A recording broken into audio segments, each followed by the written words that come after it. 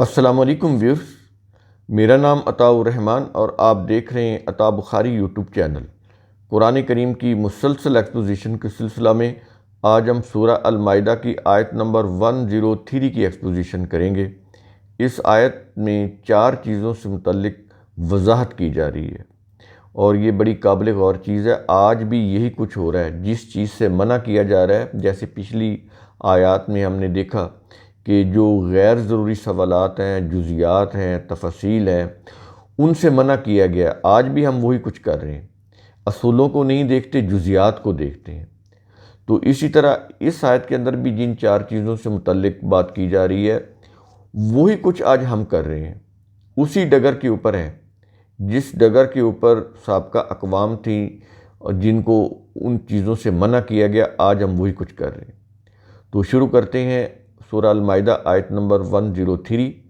الفاظ ہیں ما جعل اللہ، اللہ نے مقرر نہیں کی۔ کیا مقرر نہیں کی؟ اگلے الفاظ ہیں، کیا یہ رہا ہے کہ من بحیرتن، کوئی بحیرہ، کوئی بحیرہ یعنی اونٹنی جس کا دودھ غیر اللہ کے لیے خاص ہو۔ آج ہے نا یہ اللہ کے علاوہ ہم دوسروں کے لیے، ہم نے بزرگوں کے لیے ہم نے ان کا دودھ خاص کیا ہوتا ہے، بلکہ وہ جانور بھی خاص کیے ہوتے ہیں۔ تو یہ چلا آ رہا ہے وہ پرانے دور کے اندر، اس طرح کی جو چیزیں ہیں۔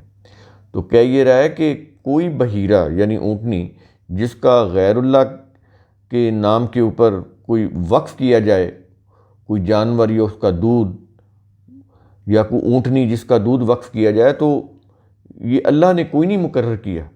یہ انسانوں نے اپنے عقیدت سے، اپنے مذہب سے یہ چیزیں خود بنائی ہیں۔ تو یہ نہیں کرنا چاہیے۔ ایک چیز تو یہ ہوگی، اب دوسری چیز آ گئی۔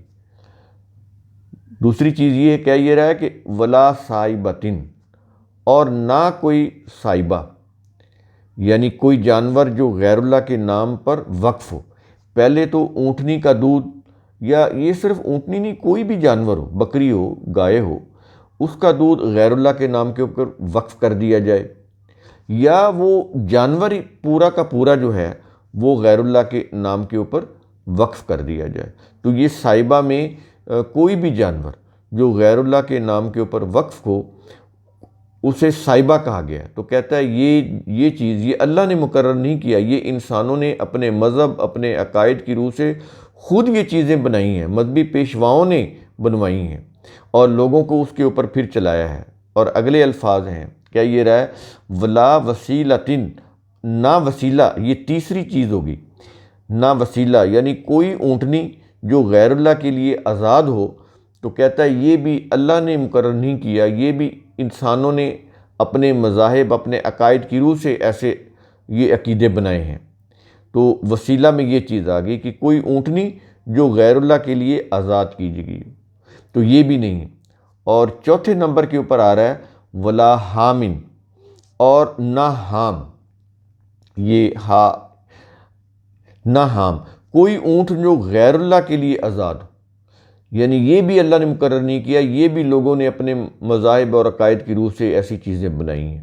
یہ 4 چیزیں ہوں گی، بحیرہ، صائبہ، وسیلہ اور حام۔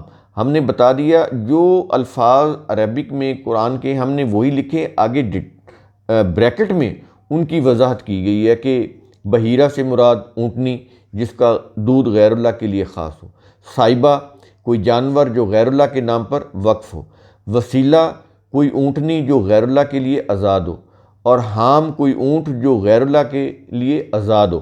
تو کہتا ہے کہ یہ جو چیزیں اللہ نے مقرر نہیں کی، انسانوں نے، مذہبی پیشواؤں نے اپنے مذاہب کو، اپنے عقائد کو، اپنی یوں کہہ لیں کہ اپنی جو مفاد پرستی کی جو چیزیں ہیں ان کو فروغ دینے کے لیے یہ عقائد انہوں نے خود وضع کیے۔ اور آگے اگلے الفاظ ہیں، کیا یہ رہا ہے کہ ولاکن الذین کفروا، لیکن وہ لوگ جنہوں نے حق سے انکار کیا، یہ کفروا جنہوں نے حق سے انکار کیا، تو پھر وہ کیا ہے؟ کہتا ہے یفترون علی اللہ الکذب، وہ اللہ پر جھوٹ باندھتے ہیں۔ یہ جو چیزیں کرنے والے ہیں، یہ حق سے انکار کرنے والے ہیں اور یہ اللہ پر جھوٹ باندھتے ہیں کہ یہ چیزیں اللہ نے مقرر کی ہیں، اللہ نے نہیں مقرر کی۔ یہ جو لوگ ہیں ان کے جو مذہبی پیشوا ہیں انہوں نے مقرر کی ہیں، اور یہ لوگ اپنے مذہبی پیشواؤں کو فالو کرتے ہوئے وہ چیزیں کر رہے ہیں اور اللہ کے اوپر الزام دے رہے ہیں، اللہ نے نہیں کی۔ تو یہ چیز سمجھ آ گئی۔ اور اس کے بعد آیت کے آخر میں ہے، وہ کہتا ہے کہ وَأَكْثَرُهُمْ لَا يَعْقِلُونَ، اور ان کے اکثر لوگ عقل سے کام نہیں لیتے۔ مذہب کے اندر عقل ہوتی ہی نہیں، مذہب کے اندر جذبات ہوتے ہیں، عقائد ہوتے ہیں۔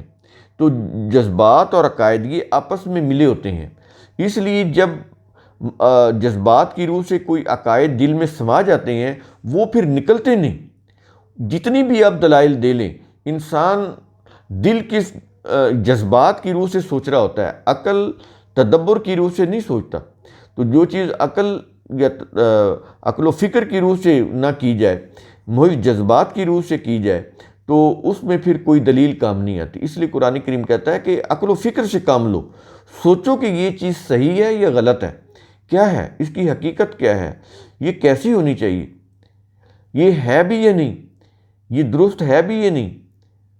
تو یہ چیزیں اس وقت ہوں گی جب انسان جذبات کو، عقائد کو ایک طرف رکھ کر عقل و فکر کی روح سے حقائق کی دنیا میں سوچے۔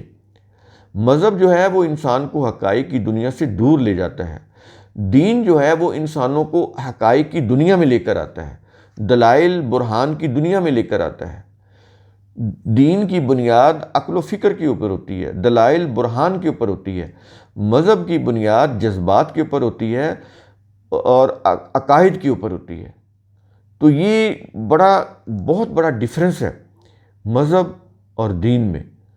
تو اس کو سمجھنے کی ضرورت ہے۔ قرآن کریم کے اندر مذہب نہیں ہے، دین ہے، دین اللہ۔ تو دین اللہ کے مطابق آپ نے چلنا ہے، ہم نے زندگی گزارنی ہے۔